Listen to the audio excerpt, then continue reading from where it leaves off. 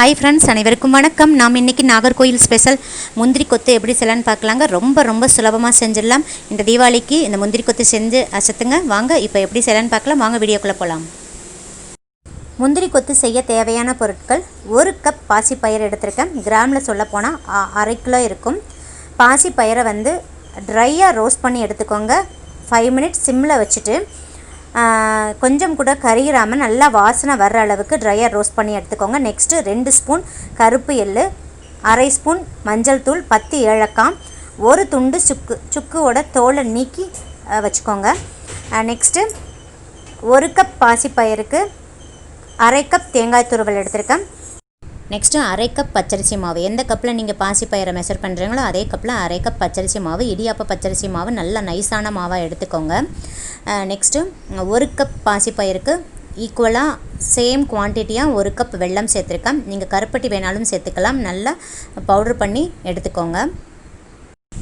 இப்போ நம்ம முந்திரி கொத்து செய்ய ஸ்டார்ட் பண்ணிடலாம். ஃபஸ்ட்டு நம்ம எடுத்து வச்சுருக்கிற பச்சை பயிரை ட்ரை ரோஸ்ட் பண்ணி எடுத்து வச்சுருக்கோம் பார்த்தீங்களா, அந்த பச்சை பயிரையும் அது கூடயே 10 ஏலக்காய், 1 துண்டு சுக்கையும் மிக்சியில் நல்ல கோர்ஸாக, அதாவது கொரகொரப்பாக அரைச்சி எடுத்துக்கோங்க.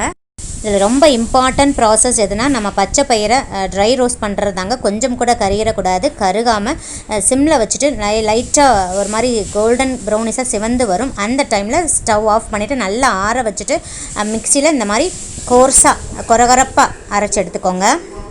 ஃபைனாக அரைச்சிடக்கூடாதுங்க. ஃபைனாக அரைச்சிங்கன்னா முந்திரி கொத்து சாப்பிடும்போது வாயில் நல்லா ஒட்டிக்கும். ஸோ கோர்ஸாக தான் இருக்கும். நம்ம எடுத்து வச்சுருக்கிற 1/2 கப் தேங்காய் துருவலை இந்த மாதிரி ட்ரையாக ரோஸ்ட் பண்ணிக்கோங்க. தேங்காய் துருவல் நல்லா சிவந்துடணுங்க. இந்த அளவுக்கு நல்லா சிவந்தாதான் 1 மாதம் ஆனாலும் கெடாது. ஸோ நல்லா சிவக்க வறுத்து எடுத்துக்கோங்க. இப்போ இதை ஒரு பிளேட்டுக்கு ட்ரான்ஸ்ஃபர் பண்ணிடலாம். நெக்ஸ்ட் நம்ம எடுத்து வச்சுருக்கிற 2 ஸ்பூன் எள்ளையும் நல்லா ட்ரையாக ரோஸ்ட் பண்ணி எடுத்துக்கோங்க. எள் நல்லா டப்புன்னு வெடிக்கணும். அந்த ஸ்டேஜில் நம்ம எடுத்துடலாம். நம்ம எடுத்து வச்சுருந்த பாசிப்பயிறு மாவு இருக்குது பார்த்தீங்களா, அது கூடயே இந்த தேங்காய் துருவலையும் சேர்த்து நல்லா மிக்ஸ் பண்ணிக்கோங்க. இது கூடயே நம்ம வறுத்த எள்ளையும் சேர்த்துடலாம். சேர்த்துட்டு நல்லா மிக்ஸ் பண்ணி விட்டுருங்க. எல்லா எள்ளையும் சேர்த்துட்டு நல்லா மிக்ஸ் பண்ணிடுங்க. கருப்பு எள்ளை தான் சேர்க்கணுன்னு இல்லைங்க, நீங்கள் வெள்ளை எள்ளு கூட சேர்த்துக்கலாம். வெள்ளை எள்ளையும் நல்லா ட்ரையாக ரோஸ்ட் பண்ணிவிட்டு சேர்த்துக்கோங்க. இதை அப்படியே ஒரு உரமாக வச்சுருங்க. நம்ம எடுத்து வச்சுருக்கிற 1 கப் வெள்ளத்துக்கு 1/2 கப் தண்ணி சேர்த்து இந்த மாதிரி வானிலையில் எடுத்துக்கோங்க. 1 கப் வெள்ளத்துக்கு 1/2 கப் தண்ணி கரெக்டாக இருக்குங்க. இப்போ நம்ம இதுக்கு பாகுபதம் பார்க்கணும். ஃப்ளேமை ஹையில் வச்சுக்கோங்க. ஹையில் வச்சுட்டு இந்த மாதிரி நல்லா நுரைச்சி வரணுங்க. நுரைச்சி வரும்போது செக் பண்ணி பாருங்கள். ஒரு 5 மினிட்ஸ்க்கு இந்த மாதிரி கொதிக்க விட்டோம்னா நல்லா நுரைச்சி வரும். இப்போ செக் பண்ணி பார்த்திங்கன்னா ஒரு மாதிரி பிசுக்கு பதம் தான் இருக்கும். இது கரெக்டான பதம் கிடையாது, ஒரு கம்பி பதம் வரணும். ஸோ இப்படி நுரைச்சி வரவும் ஃப்ளேமை சிம்மில் வச்சுருங்க. இப்போ பாருங்கள், உங்களுக்கு ஒரு ஸ்ட்ரிங் பதம் வரணும். இந்த மாதிரி ஒரு கம்பி பதம் வரவுமே ஸ்டவ் ஆஃப் பண்ணிடுங்க. ஆஃப் பண்ணிவிட்டு இந்த மாதிரி ஃபில்ட்ரு பண்ணிடுங்க. வெள்ளத்தில் கல் மண் இருக்கும். ஸோ ஃபில்ட்ரு பண்ணி ஊற்றிக்கோங்க. எடுத்து வச்சுருக்க பச்சை பயிறு மாவுலையே சேர்த்துருங்க. சேர்த்துட்டு நல்லா மிக்ஸ் பண்ணிடுங்க. மிக்ஸ் பண்ணிவிட்டு மிதமான சூட்டில் இருக்கும் போதே குட்டி உருண்டைகளாக உருட்டிக்கோங்க. ஆறிடுச்சுன்னா ரொம்ப இறுகிரும். ஸோ உருண்டை பிடிக்க முடியாது. ஸோ மிதமான சூட்டில் இருக்கும் போதே இந்த மாதிரி உருண்டைகளாக பிடிச்சி வச்சுக்கோங்க. இந்த உருண்டைகள் ஒரு 1 ஹவருக்கு அப்படியே விட்டுருங்க. 1 ஹவர் கழித்து நல்லா இறுகிரும். அதுக்கப்புறம் தான் நம்ம அதை பொரிச்சு எடுக்கணும். ஸோ அப்படியே விட்டுருங்க.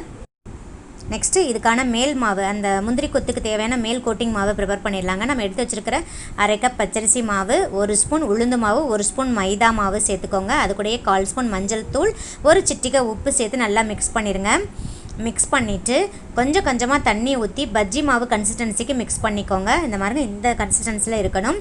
இப்போ நம்ம எடுத்து வச்சுருக்கிற உருண்டைகளை இதில் நல்லா டிப் பண்ணிக்கோங்க. நல்லா டிப் பண்ணிவிட்டு ஒரு 4-5 உருண்டைகளாக சேர்த்து நம்ம எண்ணெயில் பொரிச்சு எடுத்துக்கோங்க. அப்போ தான் நல்லா கொத்து மாதிரி இருக்கும். அதனால தான் அதை முந்திரி கொத்துன்னு சொல்லுவாங்க. செப்பரேட்டாகவும் போட்டுக்கலாம். நீங்கள் ஒரு 4-5 உருண்டைகளை சேர்த்தும் நீங்கள் பொரிச்சு எடுத்துக்கலாம்.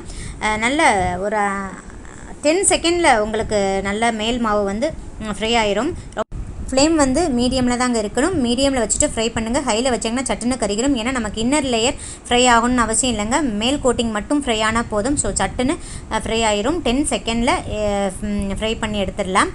பாருங்கள், ஃபைனலாக நம்மளோட முந்திரி கொத்து ரெடி ஆகிடுச்சு. ரொம்ப டேஸ்ட்டாக இருக்கும். நீங்களும் ட்ரை பண்ணி பாருங்கள் ஃப்ரெண்ட்ஸ். ரொம்பவும் ஈஸியாக செஞ்சிடலாம். இந்த முந்திரி கொத்தை நீங்கள் ஒரு ஏர்டைட் கண்டெய்னரில் ஸ்டோர் பண்ணி வச்சுக்கிட்டிங்கன்னா 20 to 25 டேஸ் ஆனாலும் கெடாதுங்க. வெளியவே வச்சுக்கலாம். 20 to 25 டேஸ் ஆனாலும் கெட்டு போகாது. உள்ளே இருக்கிற நீங்கள் தேங்காய் துருவலை நல்ல ட்ரையாக ரோஸ்ட் பண்ணிட்டீங்கன்னா கெட்டு போகாது. ஸோ இந்த வீடியோ உங்களுக்கு ரொம்ப பிடிச்சிருக்கும்னு நினைக்கிறேன். இந்த தீபாவளிக்கு முந்திரி கொத்து செஞ்சு அசத்துங்க. இந்த வீடியோ பிடிச்சிருந்தா லைக் ஷேர் கமெண்ட் பண்ணுங்கள், மறக்காமல் சப்ஸ்கிரைப் பண்ணுங்கள். பக்கத்தில் இருக்கிற பெல் ஐக்கானையும் கிளிக் பண்ண மறந்துடாதீங்க. அப்போ தான் டெய்லி அப்லோட் பண்ணுற புது வீடியோக்கள் உங்களுக்கு உடனுக்குடன் நோட்டிஃபிகேஷனாக வந்து சேரும். தேங்க்யூ, தேங்க்ஸ் ஃபார் வாட்சிங்.